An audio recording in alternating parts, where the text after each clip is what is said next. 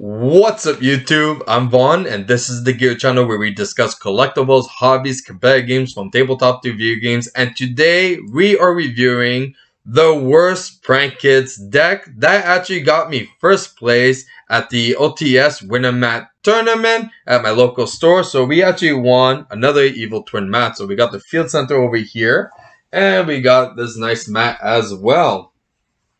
So let me tell you about this deck and why it's actually the worst Prank Kids deck. And it all started with last week in the tag team tournament where I got second place with my friend. And the whole idea was I was going to play the COD deck. I did modify it a bit just for the tag team tournament. But the deck that I built for my friend was a Prank Kids deck that didn't really focus on prank kids, but more of just the hand traps. So his whole goal was actually just to open up just hand traps.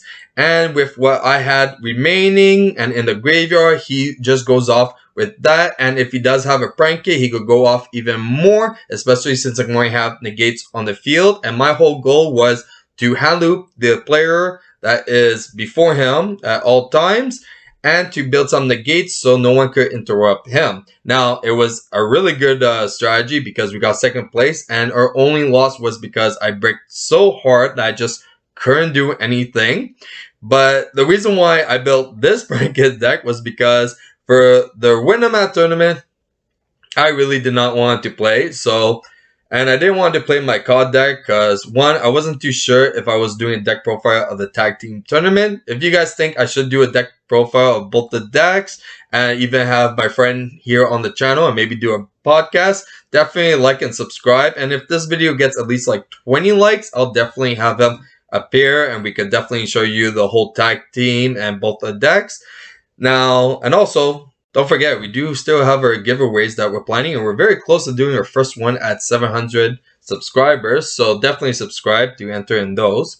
So how this deck came to be was I really didn't want to think for that tournament. I wasn't even planning of doing it. So I'm like, screw it. I'll just take the Prank Kids deck. I'll just maybe do like a little ad since like the extra deck wasn't the exact same amount.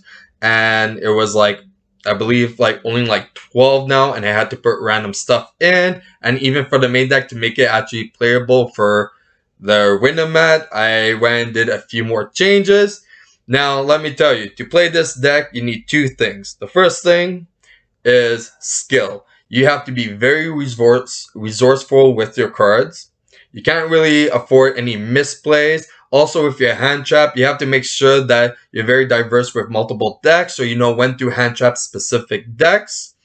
And the second thing, what you need, most important, is a huge horseshoe up your ass. Yes, this deck was pure luck from me drawing into Prank Kids when it was impossible to draw into Prank Kids, to opponents breaking, us drawing the nuts, opponents making misplays. We just got very lucky with this deck. So definitely it takes a lot of luck and some skills, but mostly luck it was because of this tournament. So with that being said, let's get a look into it. Now, as you can see, the first issue with this deck is that we're only playing 2 of each Prank Kids. So you guys are probably thinking, oh, we're never going to see a Prank Kid. Well, you're right, but that did not quite happen. And especially that for some reason, we never saw one Ash. Every single time we had a Prank Kid, nobody had an Ash, and it was perfect. I think it was maybe just once someone Ashed me, and then just did Mystic Mine right after, so it made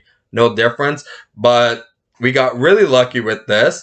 Now, surprisingly, there was only one game that we actually hit time. Every other games, I had time to even go out for a smoke, come back in, play the next round, perfectly fine. There was just one game that we hit time and we got a draw, but it's okay. So as you can see right away, 2 of each Prank Kid, so 2 Dropsies, 2 Fancies, 2 Lampsies, 2 Roxy. I would not recommend this. Maybe they keep the Roxy at 2, not an issue. Then we have the 1 Pranks and the 1 Pandemonium. Yeah. Then finally we have the 2 places with 3 Mystic Mines, because you know, if you don't see a Prank Kid, at least you see a Mystic Mine, and that could build your hand, which actually we were using the strategy a lot and it worked out. Then one terraforming. We did not put set rotation. Um, just because I didn't want to. Didn't really care too much. One monster reborn. Meh. One pot of desires, just so we make it much harder and lose more resources with it. But surprisingly, we did not banish any of our prank stuff. So everything that we did not want banished, like we didn't. Like I played this and we still had the Panamoya and the pranks in the deck still. And I'm like, okay. Then we have the going second cards, as you can see, the Lightning Storms, the Rigeki. Surprisingly, I learned a lot about Rigeki. I kind of prefer Rigeki more than Lightning Storms in this current format. I thought this card helped me so much, and it's actually an amazing card because everyone's establishing the boards in like defense and even like a possibility of like some sets and all that, but like Rigeki just gets rid of everything. It doesn't matter. Lightning Storm is good, especially if they have back row like heavy like spells and traps. But the Rigeki was the one that was the game changer and what made us win a lot of our games. This card was amazing, and I were actually considered maybe not maining 3 for other decks, but definitely like siding 3 is definitely not a bad choice. Then we have the 2 Ashes because I decided that instead of playing a hand trap that is a hard once per turn, at 3, we put it at 2. So we put the third one in the side in case if we really need it for specific decks. Then we have the 2 Nibs in main, 1 in side, 2 DD Crows, which is amazing, 3 Joel Lockbirds, which is not too great compared to a lot of the other hand traps. We have 3 Effect Veilers, which is amazing. 3 Artifact Lancia, and honestly, I don't have a problem with Artifact Lancia being in main at 3, especially with a lot of decks involving banishing in this current format. It's definitely a very good card. Like if you're against Phantom Knights, it does damage. If you're against Eldritch, you get a free turn. If you're against even Tri-Brigade, especially Tri-Brigade, this is an amazing card. And then we have 2 Imperms just to keep it at 40 cards. So then we're going to go into the side. Now this is where things get a bit messed up. So we have our third Ash and then our third Nib. Then we have 3 Dogwords. In case if we're close of going into time, we side that in. Really good card. So this is like the TCG Maxi Challenge, especially with the new time rule that you finish on the phase. Like it makes it a lot harder. So this is like a really big win con in game 2 or game 3, and especially if you're against like some specific deck like Drytrons, you could play this against Drytron even game 1. And the fact that you're going to be at so much life points that it's going to take them so many turns just to like beat you, it's insane. You could just build the perfect hand as you just wait, take whatever little pokes that they can do, and you're just there seeing like, okay, cool. So definitely a guaranteed win against Drytron.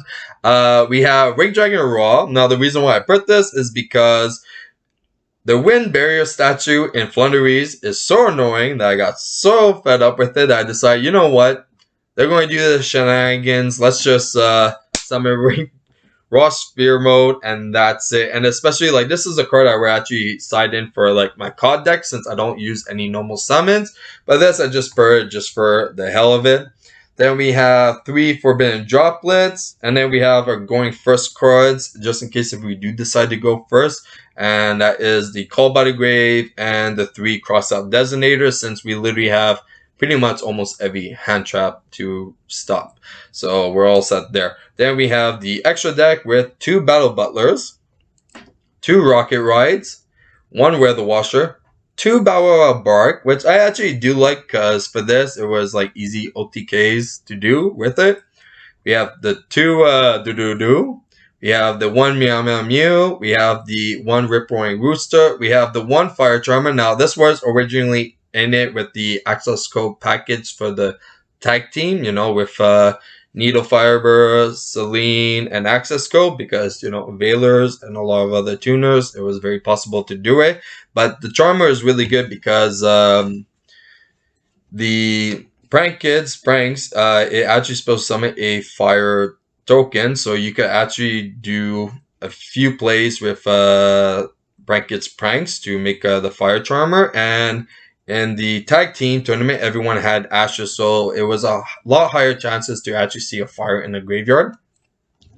This time, it's not really necessary. Never really played it. You would have a better chance with the water one if you are debating of doing the Charmers, especially with everyone playing the Brave engines as well. You're better off of doing it with the water one, but if you don't want to do that, then at least the fire one, since you can actually supposed to summon a fire monster pretty much for free and do a lot of combos. Then after that, we have Nightmare Unicorn, which won us so many games. When our opponents were doing DPE, we just shuffled it back into the extra deck and we were all set.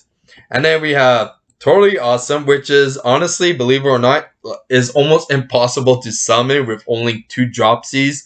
This card was, there was no way for me to actually play Totally Awesome unless if like I drew the nuts and my opponent did not do any crazy interruptions, and then I was able to go on, and then I had like a Monster Reborn to bring the dropsy or something like that. Like, it was impossible.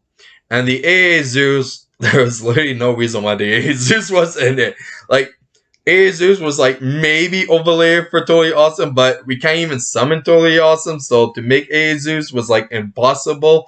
So definitely really bad extra deck. And that's it for the worst Prank Kids deck. Now, if you guys enjoyed today's video, you know what to do. Like and subscribe. And if you guys want to see future products we're planning to review here on the channel, you can follow me on my Instagram. I'm Vaughn, and this was the Gear Channel.